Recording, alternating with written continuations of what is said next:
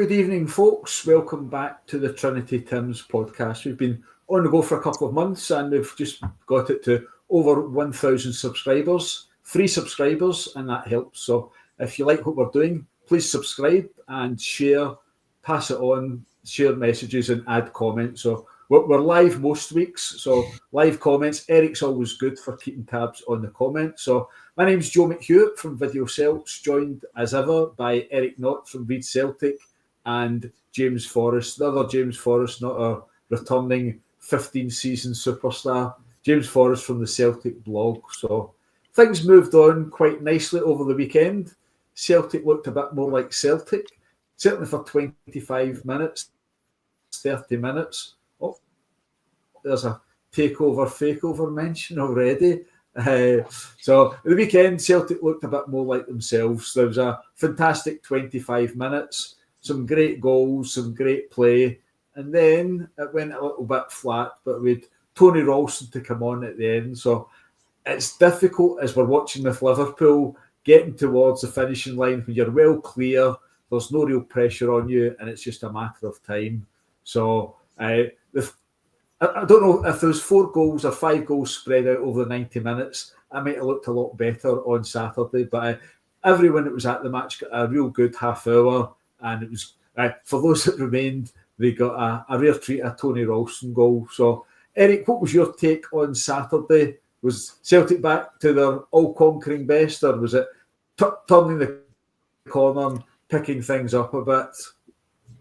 Well, I mean, obviously from the first 30 minutes or so, you would definitely think that whatever Brendan had to say to them in Perth and then throughout the week in training obviously had an impact, because for the first time, I would say we saw Celtic come out of the traps really fast.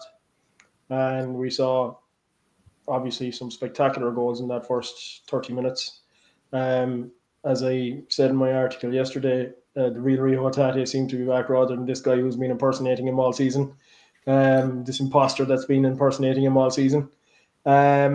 So obviously his opening goal was spectacular, well-taken goal. And his second goal was a nice bit of trickery in front of the goal, the way he dinked the ball from one foot onto the other and then just placed it nicely into the bottom left. But then Cameron Carter-Vickers decided to impersonate Rio Hatate with his shot, which was even more spectacular into the left-hand side of the net, So, yeah, it was... I mean, they were really fast out of the traps.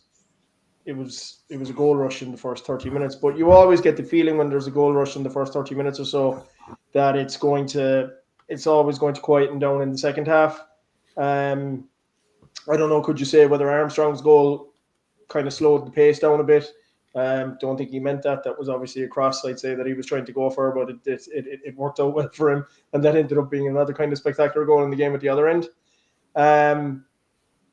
But I suppose if you're to look at the pattern throughout the season, when we've started games quickly and we've got a lot of goals in the first half, it always seems to taper off in the second half. So it was what I expected to happen. It just kind of fell off a cliff in the second half. Yet we still had 88% possession throughout the whole of the game. And 12% is all Kilmarnock had, which really just goes to show that Kilmarnock were just not at the races at all on the day. Even in the second half, they didn't make any attempt.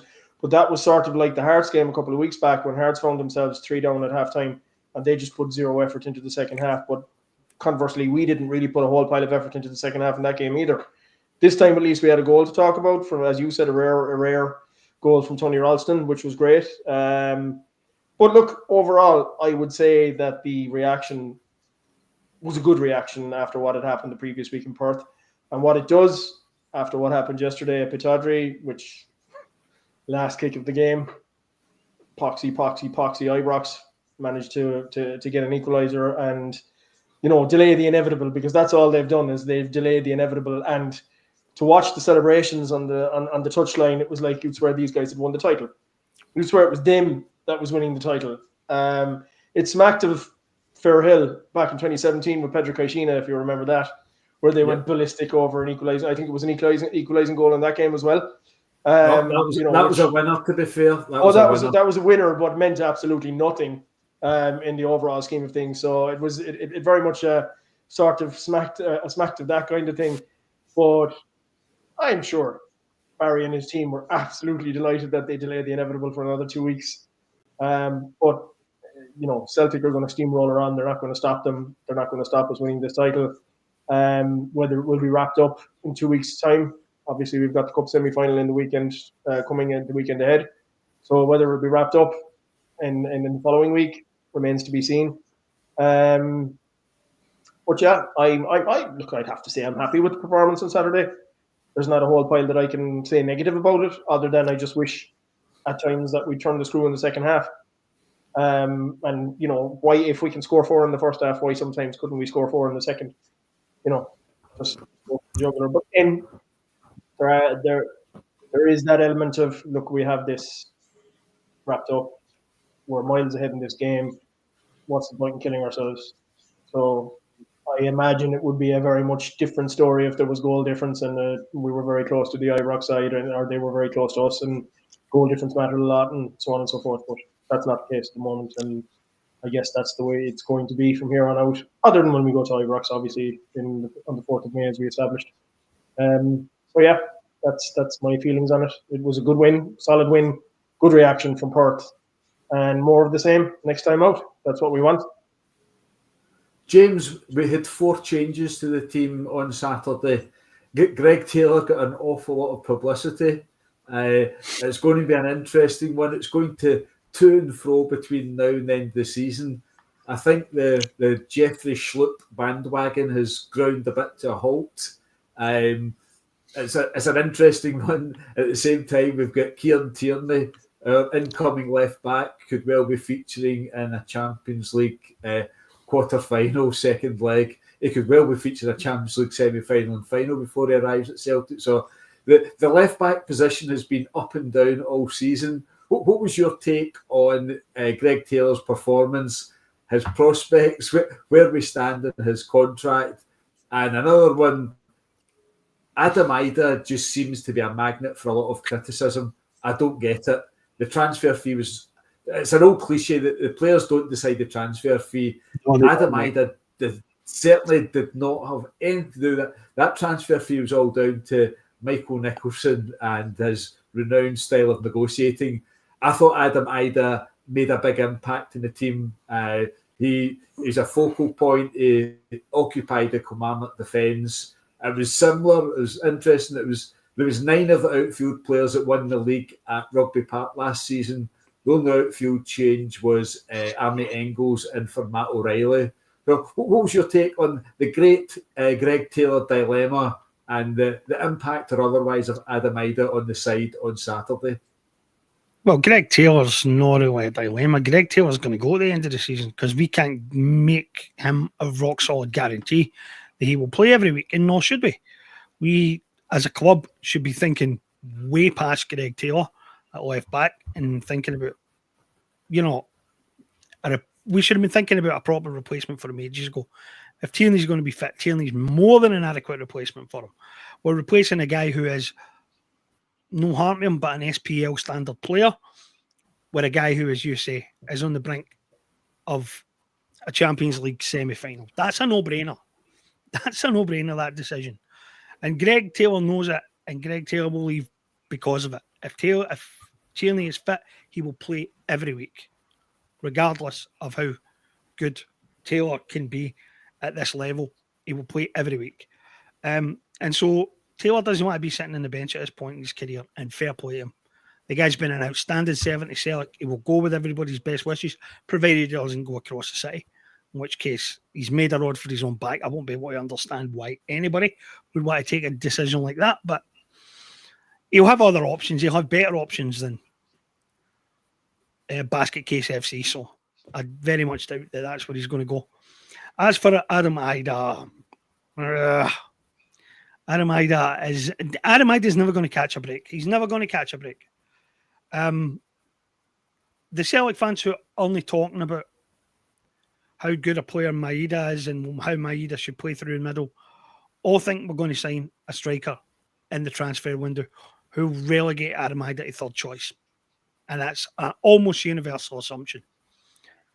I personally think that we'll sign a backup striker, somebody who won't cost an awful lot of money and who will be more or less a development player and who'll get game time every once in a while. But Ida will be the number 2 choice. Maeda will be the number 1 choice. I am sick and tired of people hitting this guy over the head with a £9 million fee. Because you're right, Joe, he didn't decide the transfer fee. Michael Nicholson decided the transfer fee.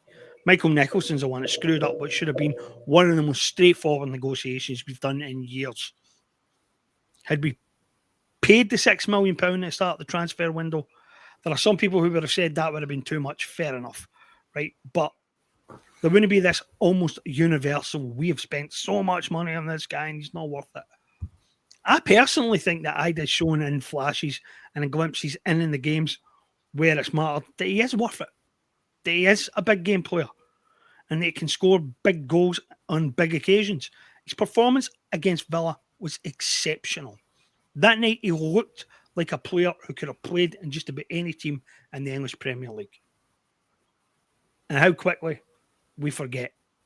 Because last season, on loan, the guy came in and scored at Ibrox, scored in the cup final. Massive goals and massive games. And I don't get it. Well, this isn't a dud. This isn't a guy who's done nothing and isn't going to do nothing. This is a guy who's come in at a very difficult time. He's been understudy at Kyogo. Now he's understudy at Maeda. He plays once every 4 or 5 games as the main striker, as the starting striker. I don't know what people expect from him. I don't know what people want from him. The manager likes him. The manager rates him. The manager knows what he can do. And Brendan's judgment I will take over people who, to be fair to them, I don't know which game they're watching most weeks, but it isn't the one that I watch. A lot of football fans who don't seem to know very much about football.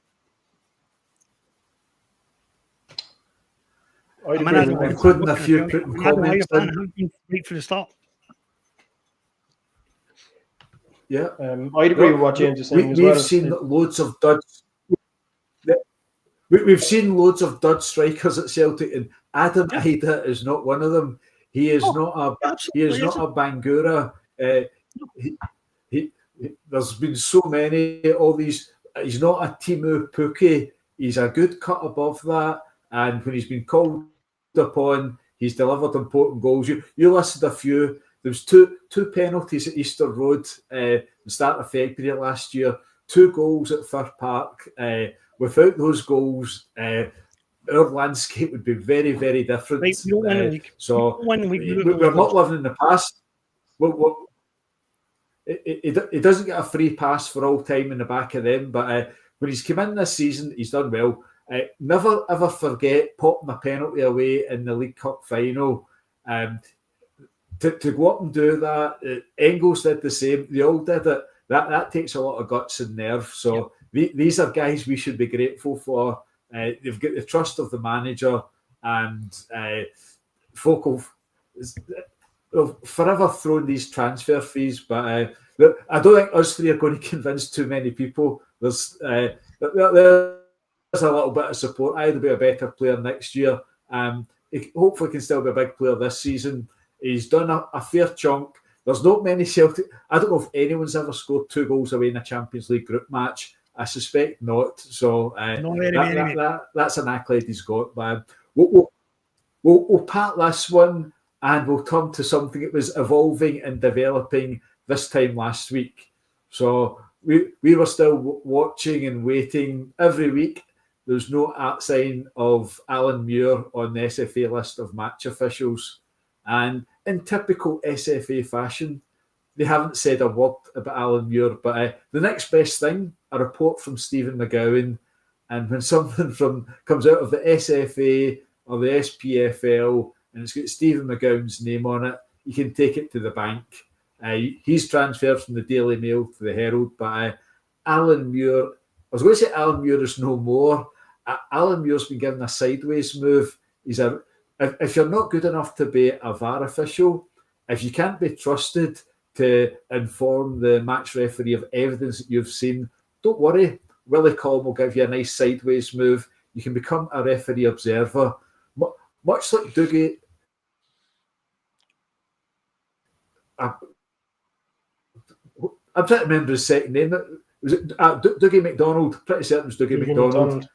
He was forced final match at Easter Road, and I believe he's still working in the training department of the SFA. So it almost seems as if it's impossible to work your way out of the SFA. So, Eric, what's your take on the demise of Alan Muir, the strange tactics of the SFA of not saying anything about it, and what happens with VAR and guys like Muir? I mean, Willie Collins getting praised left, right. Oh, it's fantastic, great the refereeing decisions, the VAR, the use of VAR this season has been horrendous. Teams like Kilmarnock, Motherwell, St Mirren have been in the end of some horrendous decisions, but because Willie Collins doing his VAR review, he's got a few media pals, folks seem to be thinking, what a great guy, what a good job he's doing. The bottom line is the officials are getting it wrong on a weekly basis. So what's your take on Alan Muir and VAR at this minute? Well, I mean, I did a fairly extensive article on Alan Muir, our club and Alan Muir the other day, in which I spoke about the fact that it's been, I think, like the last really majorly controversial refereeing decision that we had was the Dougie decision, where we'll say an SFA official, a referee, suffered somewhat as a result of it. But as you pointed out there, he's still involved in some form or other. And I stated that at that time Celtic weren't vocal enough. I gave 4 examples over the last almost 40 years of times where Celtic have actually, got the result that they required over injustices in terms of refereeing. I know there was 2, like obviously the Jim Farry incident, that wasn't refereeing, it was something different.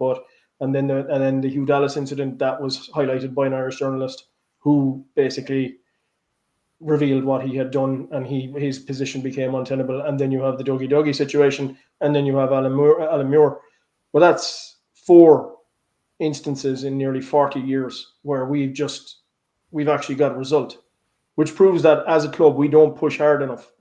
And I certainly don't think that Silent Mike picked up the phone to the SFA and asked them to deal with the situation regarding Alan Muir, asked them to explain it properly, asked them to make an example of him. I don't think he did anything, but at the same time, Muir's position, Alan Muir finds himself where he is right now because of Alan Muir and nobody else, and because of the decision he made on that day. As soon as he made that decision, he signed his transfer as to referee observer. That's what he did. Now, a lot of people have been calling us out over the last few days, saying that we've been saying he was sacked. Essentially, he has been sacked from his VAR role, but he's been moved across to a role where he's just a referee observer. I mean, it's a demotion. It's whatever you want to call it. It doesn't matter. He's out of the picture when it comes to VAR.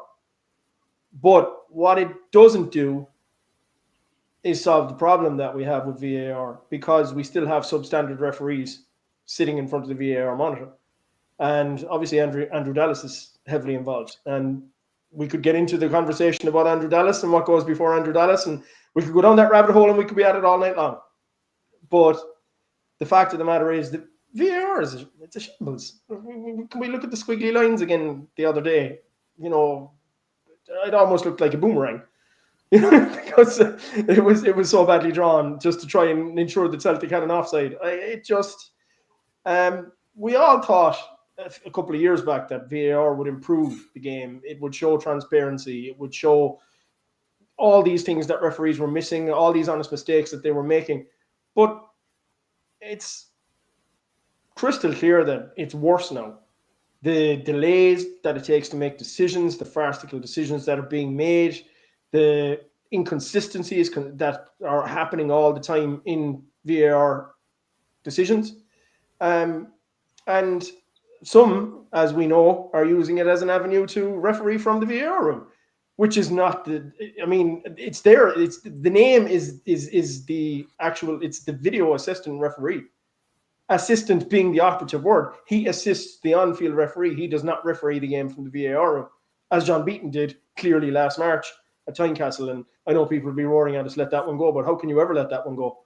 Because he did referee the game from the VAR room, and he made, the on-field referees' calls should be final. And that's the thing with VAR in Scotland. The on-field referees' calls they're not final. The VAR will choose to overrule it whenever he wants. And then we had yesterday in Pittodrie where the ball did cross the line, and you had all the Ibrox fans screaming at the end that the VAR. Well, who was VAR yesterday for that game? For the game Mr. Dallas, VAR. Mr. Dallas, yeah, I'm sure they'd be howling. But they'd be howling for his sacking, all right, wouldn't they? The assistant flagged for it, so that was the big difference. Yeah, and the assistant was right, and you could see you could see from the footage it was a much clearer more clear cut decision than the one at Hibs. You couldn't see if the ball was fully out over the line at Easter Road because of the positioning of Alistair Johnston at the time. So that is why Alan Muir didn't have a clear view of it and couldn't make that call. And that call is, it's cost him his VAR gig, but the only one he has to blame for that is himself. And I certainly don't think that Celtic had any involvement in the end result there. I wouldn't hold out any hope that they did anyway. We were all told that they have quiet words behind the scenes and that's the way they operate, but I don't believe that somehow. But yeah, I mean, you want my opinion on VAR? I don't think it matters who we have in the VAR room in Scotland. It's not going to improve. It's not going to get any better. And there isn't a weekend that goes by without a controversial decision happening, without something going wrong. And we even saw it on Saturday with that offside, which was farcical. It's all about kind of utilizing it to your advantage and utilizing it to Celtic's disadvantage when you can and can't. Like, so I don't know. I think the game would be better off without it. I think the game was better off without it. I don't know what James's opinion is on that, but I genuinely think the game in Scotland was a far better game of football without VAR. I'm going to pass over to James. I can see he's simmering away. But no, VAR is good. VAR should be good. Unfortunately, it's the people that operate it. We've seen it in UEFA matches. There's not much to quibble about. Now and then there's something to quibble about, but factual matters and various other things, when you've got proper operators in charge of VAR, it's night and day. But without further ado, I can see James has got one or two things to get off his chest. Fire away, James. VAR, Alan Tate and the SFA. Go for it. Ah, dearie me. Let's start with Alan Muir and this idea that Alan Muir hasn't been sacked. We can go potato, we can go potato, we can stay this whatever way people want. I was trying to think of the character that Robert Duvall plays in Falling Down. The cop who doesn't want to be on the street anymore because his wife made him quit. But a better example, right, is to compare Al Powell from Die Hard to Roland Presbolowski from The Wire, right? Both cops who've been on the street, who've drew their gun, and because they drew their gun, they're off the street and are not allowed back, and are never going to go back on the street again. Now, Al Powell did it voluntarily. He walked because he shot a kid, as he tells John McClane in the movie. Roland Presbolowski got sidelined to a useless unit because he shot his own car and then pretended he'd been in a shootout. And that's the difference here. We're not talking about a guy who has made a bad decision and walked away. We're talking about somebody who's been told it's either no job or a job no one would want. And Alan Muir's chosen the job no one would want. I don't care what you call that. That's a demotion, a sacking, whatever. The only thing that counts is that he's no longer on the street with his fucking gun. He shouldn't be officiating games. And as long as he's not officiating games, I don't care what menial task they give him inside Hampden. He can clean the toilets for all I care, as long as he's not officiating games in which we're involved. Get the guy as far away from that as possible. And I jokingly suggested this morning, I wrote an article this morning about Andrew Dallas yesterday, with my tongue firmly planted in my cheek.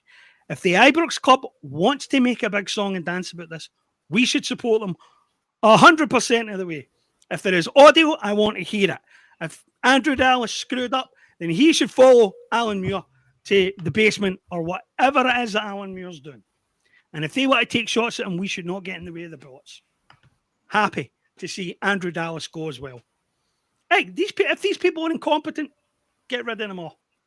As far as I'm concerned, they can off as many of these guys as they like. Happy to see it. But in terms of VAR itself, I think we are only now, finally, seeing VAR start today where it was allegedly brought in today in the first place. And the reason why people like me supported it in the first place. Because it makes it impossible for some of these people to hide. Now, some of them got away with it for a wee while. Nobody's going to get away with it now. Know that every single decision can get scrutinised, and every single decision, there's an audio available that tells you how the decision was made. These people have nowhere to hide. It's the reason why the Ibrox penalty count has dropped like a stone this season. We're not going to go through any spell again where they have 30 penalties in a season. That's never going to happen again. Those days are over.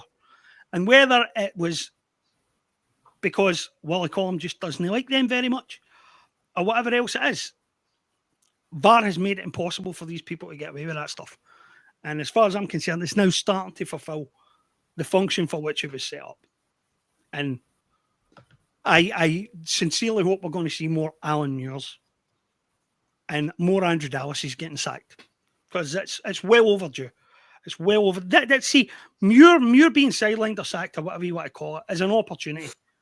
For the first time in a long time, the SFA have actually said, if you make a screw up of this magnitude, there are going to be consequences.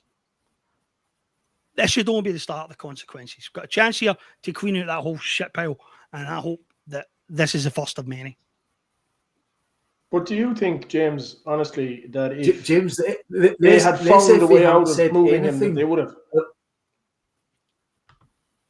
Like if they had found, because they had no hiding place. As long as referees and officials are getting scrutinised properly, and as long as there are going to be consequences for mistakes that they make, there will be less mistakes, including the honest ones. But that's fair enough. But what I'm saying is, if the SFA, if Willie Collum could have found a way out of doing what he did with Alan Muir, don't you think he would have? No, that's the point. There isn't a hiding place for these people any longer. They're all going to get caught. Sooner or later, they'll all make a mistake and they will all get caught. And if he's set a precedent here, then it's a good precedent to set. And I would like to see more of it. Yeah, that's fair enough. On a VAR-related subject, we've all looked at Dyson Maeda's disallowed goal on Saturday. Surely there's no place for manual VAR for offside. You've got the instant where the player kicks the ball. So I'm reading various things. There's been pictures and the ball looks bigger, and that's because the ball is in action. The ball's moving. So the point that you take the decision is when the ball is still, just at the very instant it's been kicked. But when you've got that, when you've got the body part of the attacking player and the squiggly lines, there's three areas there that are open to manipulation. James, surely it's time that something's done in this. Either they stick with the decision that's made on the field, or they get a proper VAR system in. These thick lines are absolutely hopeless. We should have walked out of we should have walked off all the committees with Dundee United, and basically told them we're not even paying for this until it's fixed, until some better version of it is introduced. I mean, the version that we've got is a joke, and it does allow too much room for interpretation. Muir's only problem was that Muir made it so blatant. His comments are so blatant that you had even mainstream journalists basically saying, this guy's got no defence here, this guy's done. What the hell? Even they couldn't believe it. So, I mean, his only mistake was it was so blatant. Had he been a bit more vague about it and a bit more opaque in the way he put it, he'd probably still be officiating games, but nah. Nope. Couldn't contain his enthusiasm to chop the goal off. That's what happened. But it definitely needs fixing. The VAR system we have is a joke. It's not even funny how bad it is. As you said, I mean, yesterday's squiggly lines were just, oh dear God. I mean, it's preposterous that we have a system that's actually made things worse. But in the ways, and the thing that was brought in today, which is to scrutinise officials and the decisions they make, some of them are egregious and nonsensical decisions of years gone by no longer happen. And their penalty counts falling through the floor as a result of it. And they're pissed off because they see us getting penalties and they don't. But so as far as I'm concerned, it's starting to work. It's starting to do what it's supposed to do. But our version of it is just abysmal, and there's no defence for how bad it is. No defence. While clubs are paying for it, there's no excuse for it being this subpar. It's ridiculous. And more clubs should refuse to pay for it.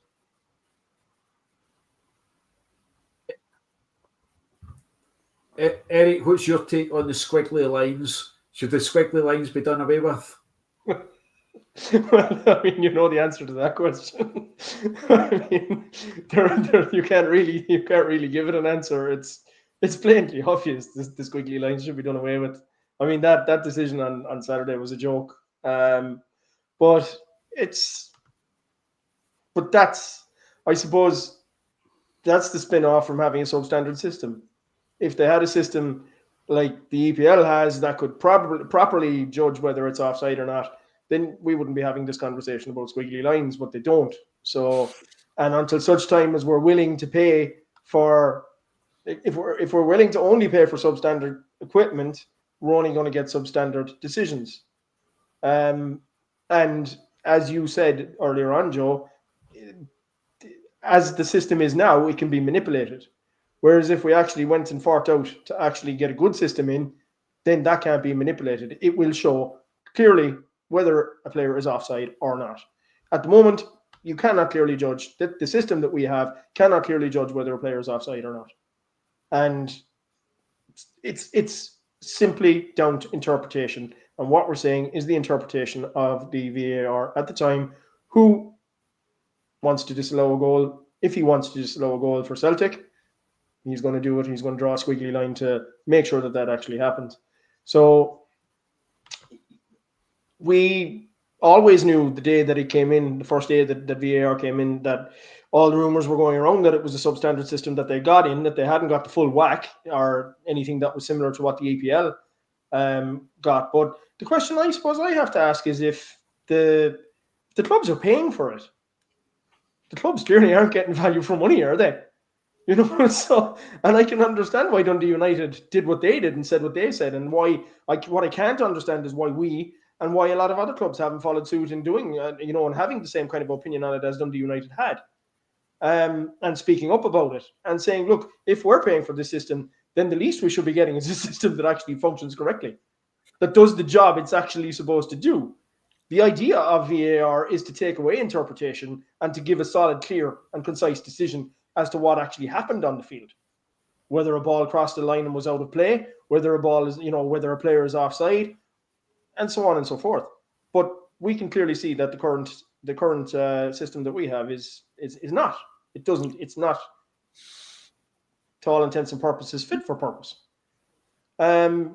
So until such time as they're willing to rectify that, which will we see it? I don't know. And I guess that goes back to what I said earlier on. I think our refereeing system was much better without VAR, because either do it right or don't do it at all. That's the way I see it.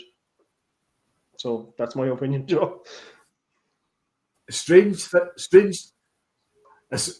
aspect of this is proper VAR has been in use at Celtic Park, Ibrox, and Tynecastle this season. So when there's UEFA matches, the proper equipment's in place, and then bizarrely it must be ripped up and stuck away in a box. So that's three out of 12 teams, 25% of the clubs have been using the amount of nonsense that's come out this season. Surely it's well worthwhile paying that bit extra. I mean, next season, Aberdeen or Hibs will likely be in a group stage football next season. So there's another grounds win. But Moving on to something that was a bit of a 24-hour wonder around Saturday's game. I'll put this one to you first, James. Brendan Rodgers and his contract. A few folk got very excited from his comments on Friday about freshening up the team, or the manager has to go.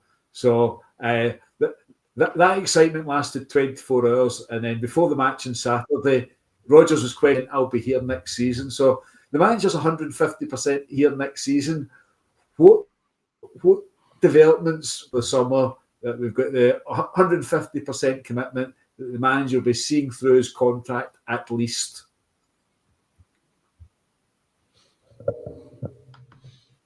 Your audio cut out at the end there, Joe. What was it you said? Did you get that?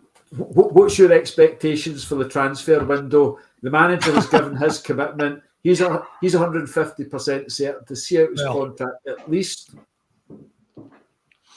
Well, James, what's your expectations for Brendan Rodgers and Celtic subs? It was nice to hear him say it. I thought the evident excitement in the room about the idea that he might quit at the end of the season was actually about as ludicrous as anything I've seen in this very bizarre campaign so far. Because it was perfectly obvious what Brendan was saying on Friday. It was perfectly obvious.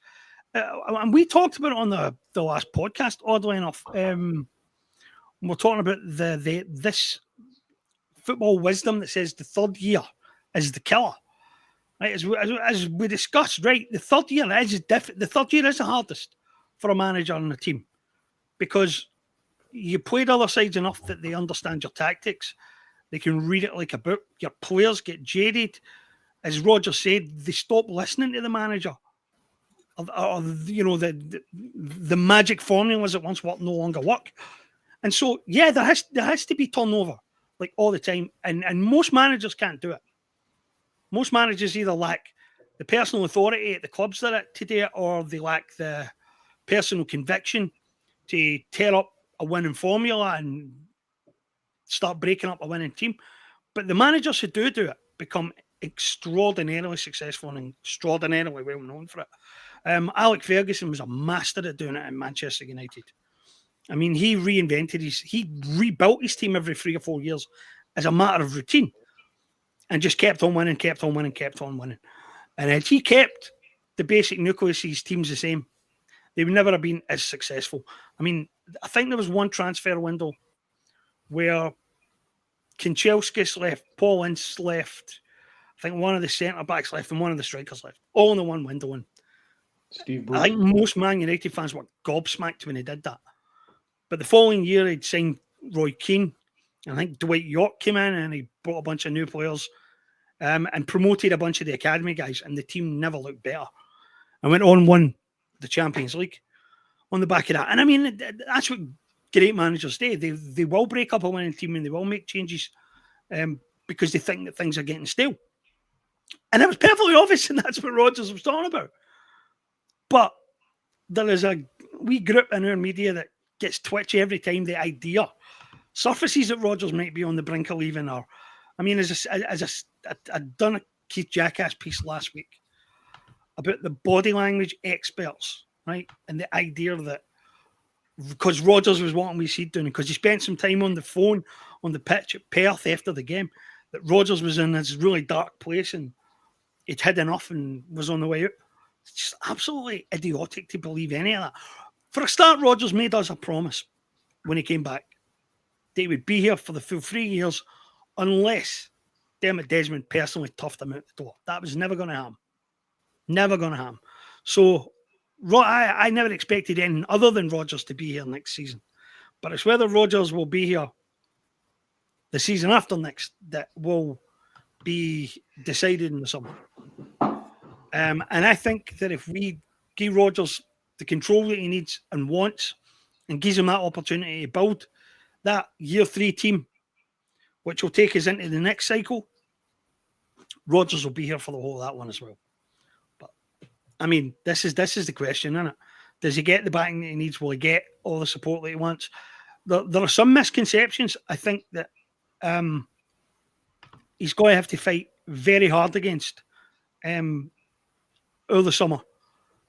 And I think fan media is going to have a lot of heavy lifting to do on some of them, because if, for example, we don't go out and spend 8 million, 10 million pound on a striker, a lot of people are going to freak out and say, "Oh, Rodgers has been denied the player he wants." But let's see what Rodgers actually says. Rodgers is right. It may be easier to go out and find a wide attacking midfielder to replace Maeda on the left than it will be to replace Maeda through the middle. If he's got faith in Ida as a second striker, then he's not going to go out and spend 8-10 million pound on a guy who will not get in the team most weeks. So, you know, we're going to have to be a wee bit like careful with our expectations for the summer. But there is no question that Rodgers should get plenty of money to spend. There's no question he should get to build the team that he wants. For the first time, he is talking like a guy who expects 2 or 3 mainstays of the current team to leave and is perfectly relaxed about that, as long as he replaces them. Don't be surprised if it's Carter Vickers last year. I think most days expect Hatate to go. There may be 1 or 2 others, but I mean, there are certain immovable objects. You can't get rid of the captain. You can't get rid of, as far as I'm concerned, Alistair Johnson's the last player we can afford to lose, along with Maeda, right? So there's the 3 of them, and you can build a whole team around those guys. But I think everybody else is fair game. Everybody else. There are some obviously who won't be on the axe list, like Ida, like Engels, like Trusty. They're just in the door. None of them are going to go after 1 season. But it's fair game. Everybody else is fair game. And Rodgers could dismantle this whole squad. And if he does, I don't have any problem with it, as long as he has got total control of the rebuild. Because that's the only thing that matters. If Rodgers does the rebuild, it'll be good. It'll be a good one. It'll be worth watching. If he does it. Yep. It's interesting times. I saw a message about the lighting in here. So one of the problems is the timing that we do this. I start off getting good daylight. So I'm going to pass this over to Eric, and I'm going to put some old-fashioned electric lighting on. So Eric, where do you stand with the way things turned out over the weekend in terms of the excitement at Rodgers mentioning that the manager might leave, and transformed within 24 hours to 150% the manager staying, and it looks as if Rodgers has reinforced his position inside Celtic. Do you expect that to be followed up by early signings, quality signings to bed in and make a real impact next season? I'm going for some light. You want a straight answer? No, I don't. I feel that, and we've talked about it quite a lot over the last few days, the complacency that's kind of rampant at Celtic Park at the moment, and that is filtering from the top down, is eventually going to affect Brendan Rodgers. Brendan Rodgers is the furthest thing from complacent. He's not a complacent man. And the news that he gave about the fact that he's going to be there next season is nothing new, because he had said, you know, unless Dermot Desmond drives him out of the building, he'll be there for the entirety of his contract. As a human being, Brendan Rodgers knew that if he didn't see out his whole 3 years of his contract, he would be absolutely pilloried by the Celtic support. So coming back from that, he signed on for 3 years. He guaranteed 3 years. By saying that he's going to be here next season changes nothing, as far as I'm concerned. What it does, or what it does do, is leave the question hanging out there: will he sign on for an extension? Will it be a 1 year rolling contract, or will he add another 2-3 years on? We don't know. But the problem is, and as I say, the rampant complacency that's coming from the top down at the moment in Celtic. And we saw the end result of rampant complacency back in 2019. We saw how he handled the de facto director of football, who was constantly interfering in transfer matters. Now, that isn't so much there at the moment, but then we have Silent Mike, who really clearly doesn't seem to be able to handle transfer negotiations very well. So I mean, I'll put it this way: if we look at what happened to John Mackay for supposedly making a few blunders in transfers, and to be fair, the players that he brought in were very good players. Joseph Juranovic, Georgios Giacomakis. We got decent enough returns on these guys, but apparently one of the reasons, and I know it's only rumored that he was sacked, was because of cock-ups in the sign-on, in the signings of these players. Now, would you not think that the cock-up in the signing of Adam Ida, which is totally down to Michael Nicholson, would have been a sackable offence, or was far more egregious than what Don Mackay did? Oh, absolutely should have been. Yeah. Don Mackay, as far as I'm concerned, did not mess up transfers. He brought in some quality players who played, who were quality additions to the side and played a big part in the success of Ange Postecoglou's first season. So I know I'm kind of straying a bit off point, but the point I guess I'm trying to make is that Don Mackay wanted to get business done quickly, and he wanted to get it over the line quickly. He wanted to have the players in place for not Brendan Rodgers, but Ange Postecoglou at the time for pre-season. So players were brought in pretty quickly over the time of his short tenure. What we've seen with Michael Nicholson and then the Mark Lawwell debacle and then Peter Lawwell coming back into the building is just a return to the old ways of doing things in terms of how we sign players. So my short answer is no, I don't expect things to change. I expect it to be the last 2 weeks of the window if we're lucky.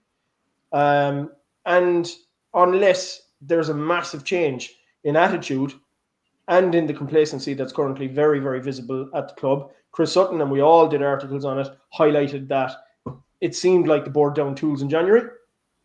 And it seems, to a degree, that some of the players took on that attitude as well because of what we've seen since. And again, in any organization, in any business, if you have complacency from the top, it comes down and it seeps down into every facet of the business. And that's inevitable. That's going to happen. So if the guys who are in charge of the business are complacent, then those below them are going to become complacent. And then you have guys who you set aside, like Brendan Rodgers, who's not complacent. But we saw the end result of complacency the last time during his last tenure in 2019. He got sick of the complacency at the club. He got sick of the lack of ambition. He got sick of the interference in transfers. And he decided that he was going to go somewhere else. And a lot of people at that time held it against him. But if you look at the patterns and the things that have emerged since, it's very clear and easy to understand why he made that decision. And I don't hold it against him. I hold it against the board. It should never have happened. Because if they had backed him 100%, he would have actually probably gone on to do bigger and better things with the club if he had got the backing that he should have got at that time. But look, hindsight is a fool's version of foresight. There's no point in talking about that now. But the point I'm making is that unless we see a huge change in terms of attitude from the board, and Brendan Rodgers can't drive that change on his own. He has huge ambitions for the club. He, like us, and we talk about it enough, time out a number on our blogs, see the capabilities and the possibilities for this club if it's being run in a much more professional manner than it currently is, as far as I'm concerned. And Brendan Rodgers wants that kind of professionalism. He wants that kind of drive. He wants that kind of attitude at the club, and he isn't getting it at the moment. And I wrote an article on it there last week where I just said, unless these guys resign, unless these guys are gone out of the building, we're not going to see change at Celtic. Because their attitude is, if it ain't broke, don't fix it. And it has been for the better part of this century. It's been the same modus operandi. It hasn't changed. It changed for a bare 6 months in Ange Postecoglou's first season, and then it just reverted to type. So, will Brendan Rodgers be here after 3 years? Unless we see massive, massive changes over the coming season. I'll tell you one thing, right?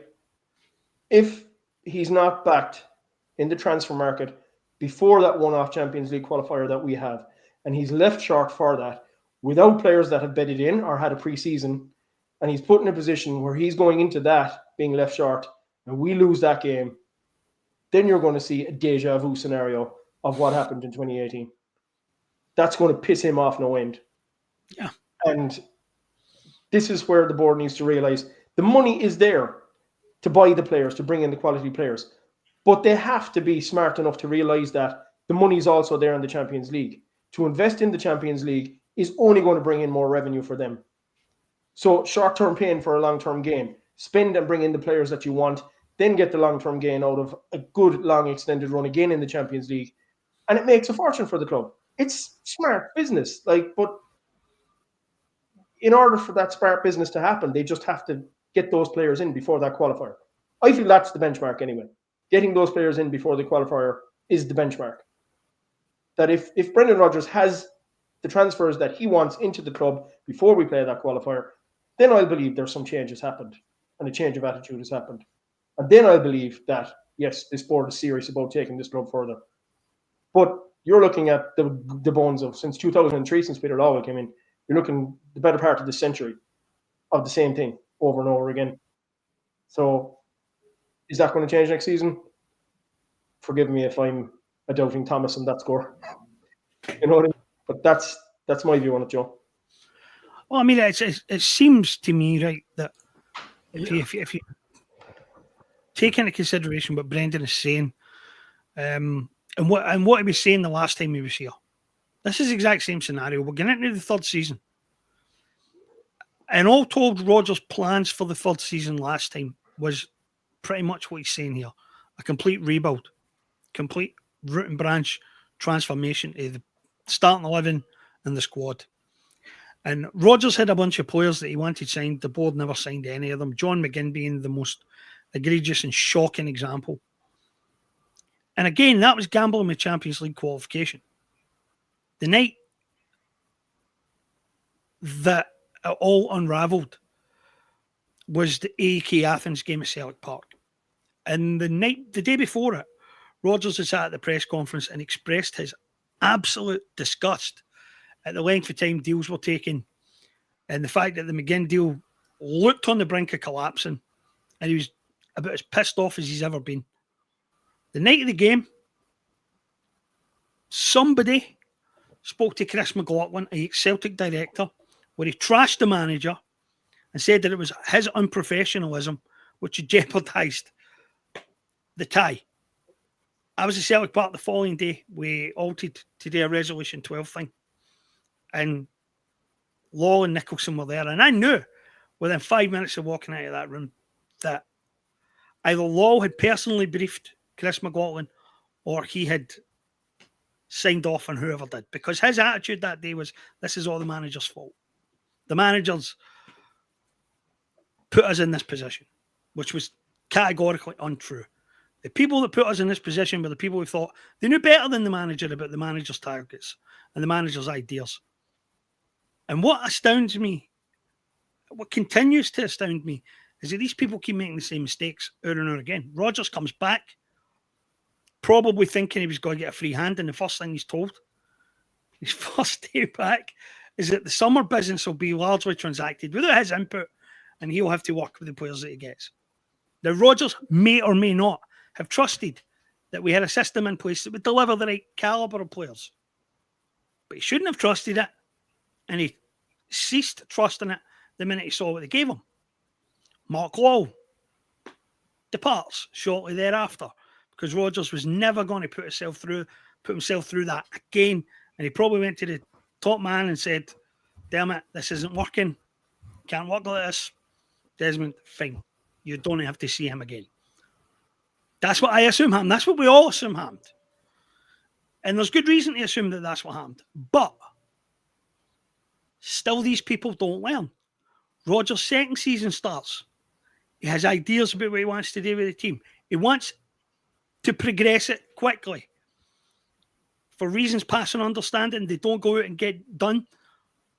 The very first deal, the Adam Agnew deal, which is probably the easiest deal today.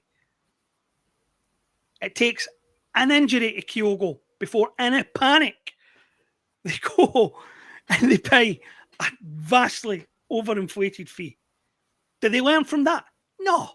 They sell Kyogo in the January window without having a replacement lined up, and then go on and finding all these different clubs who they approach are all saying the same thing. We know you've got money. We know you're desperate. And if you want our guy, you're going to have to pay big, big, big big bucks in order to get him.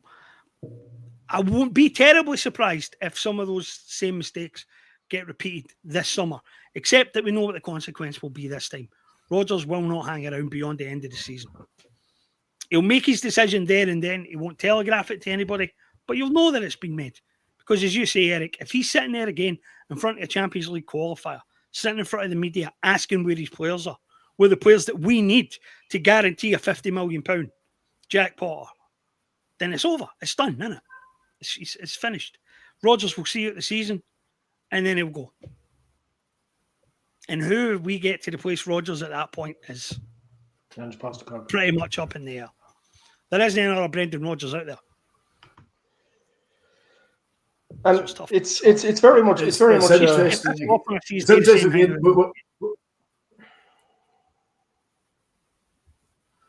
It's interesting. We're all trying to guess, and that's because we don't hear a cheep out of our so-called chief executive. 3.5 years in the job, and all we get is a couple of gags at the AGM. No one knows what Michael Nicholson... Well, we do know when Brendan Rodgers returned in his one and only press appearance, Michael Nicholson wants Celtic to be world-class in everything we do, and that's it. Nothing more. And again, when the contract... Let's have a world-class chief executive. That would set a lot of minds at ease.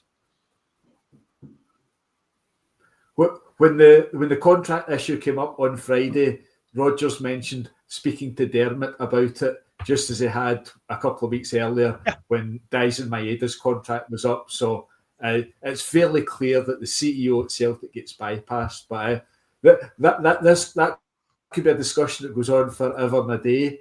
We do have a football match. We've got a big match on Sunday at Hampden. We've discussed the issues with ticketing, with apps. Who knows how that's going to turn out?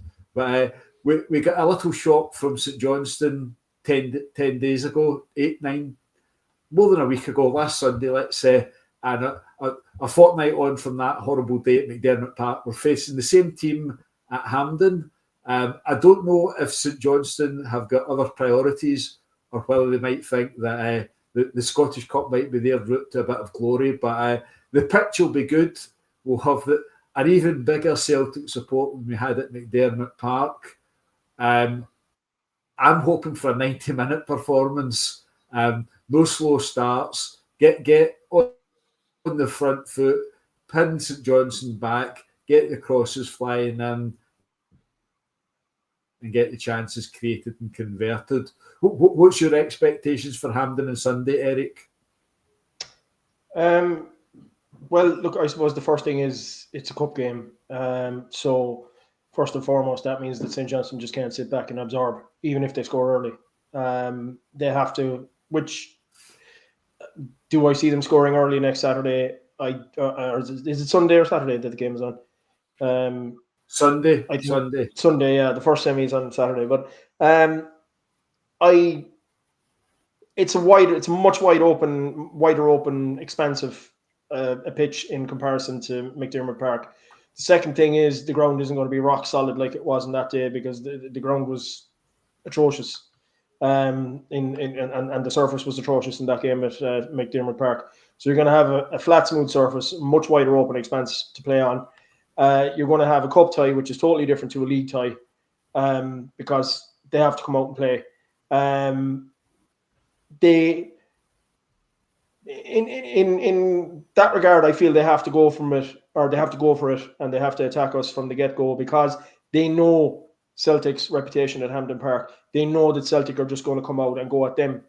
So sitting back and trying to absorb what Celtic do and what Celtic, the pressure that Celtic would pour on is just going to result in a I suppose, the floodgates opening and Celtic scoring a load of early goals like they did against Kilmarnock on Saturday. That's the way I see it panning out.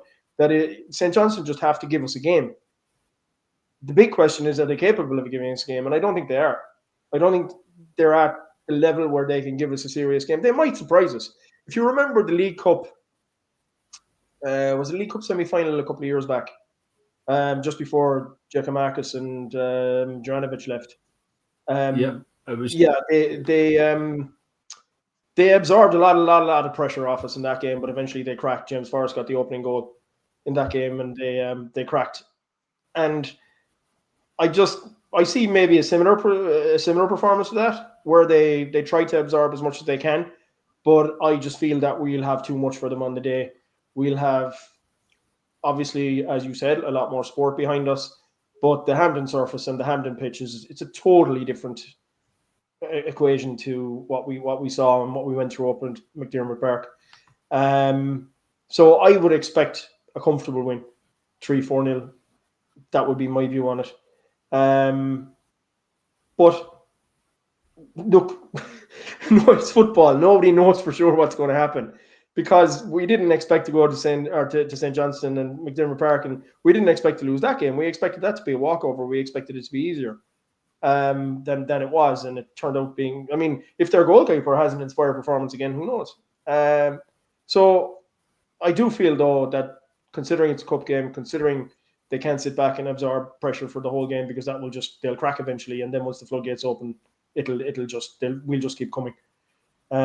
So yeah, I think we'll win it comfortably.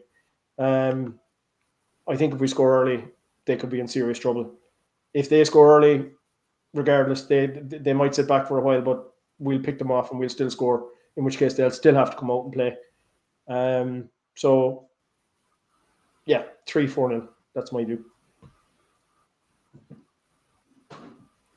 James, Sunday at Hampden, we've got a manager with a 100% Hampden record, unbeaten.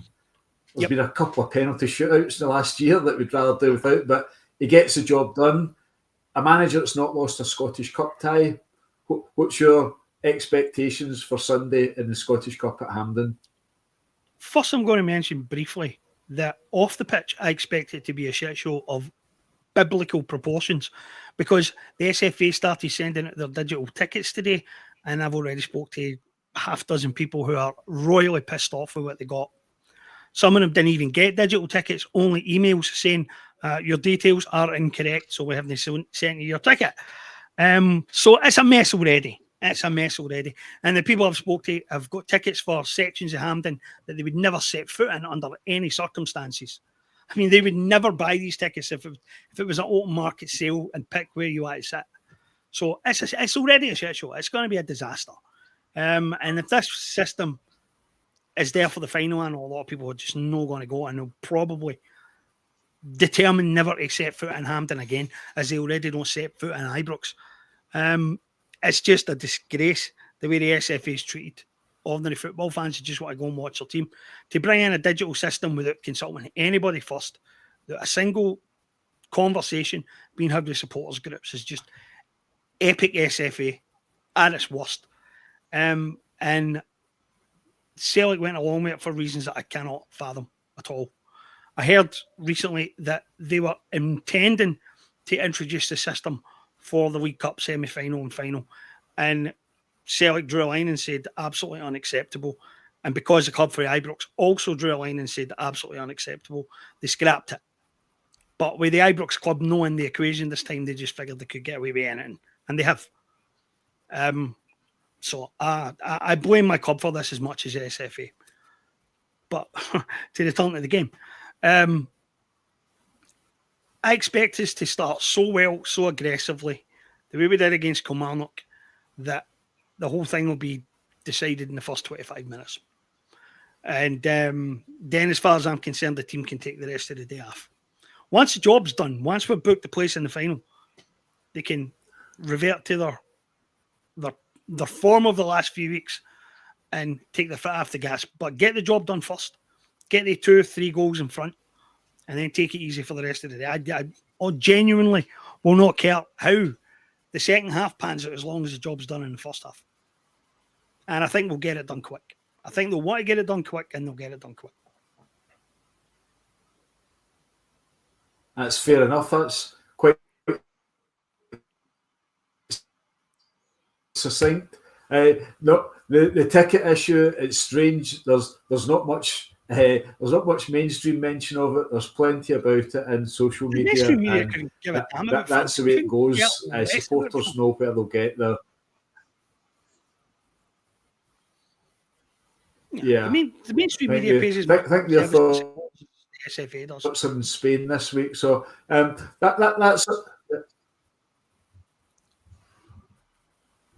And Something else as well, unfortunately, by the way. but I've not Something else as checked, well, but by the I've way. not seen much from John Paul. There you go. I was saying I've not tracked him down, but generally, if John Paul Taylor tweets something, it gets well covered and there's reactions to it. I'm not sure if he's done anything since the Glasgow Derby on the 16th of March and the Kettling instance after it, but we'll have to wait and see. Hopefully tonight's podcast has been enjoyable. I'll try and get my lighting and camera focus sorted out. Hopefully everyone's enjoyed it. There's been good comments. If you can add comments in afterwards, there's lots of comments last week. I think only 12 appeared on YouTube. So we're at just over 1,000 subscribers. That's a good start, and we might be getting promoted a little bit more. So I'll leave it for now. We'll be back again next week. Hopefully we'll be reflecting on a Scottish Cup final to look forward to. Hopefully there'll be no Scottish representatives left in Europe. And hopefully Barry Ferguson's a few steps closer to getting the job on a permanent basis. And I'm fairly certain that Keith will still be waiting on his takeover. There'll be some other minor problems with it. So there should be plenty for us to discuss next week.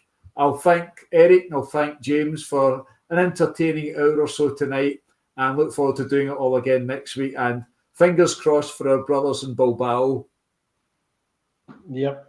Plunge McNugget seems disappointed with no takeover chat tonight or fake over chat tonight. But yeah, we'll don't worry, we'll catch up on the fake over next week when there's probably going to be plenty more to talk about. Definitely. And we'll also also catch up on Mr. Ferguson and his perspectives or his prospects at Ibrox and what might happen there. So look, we'll see everybody next week, guys, and you can join us back either Sunday or Monday, depending on the way things go, as usual.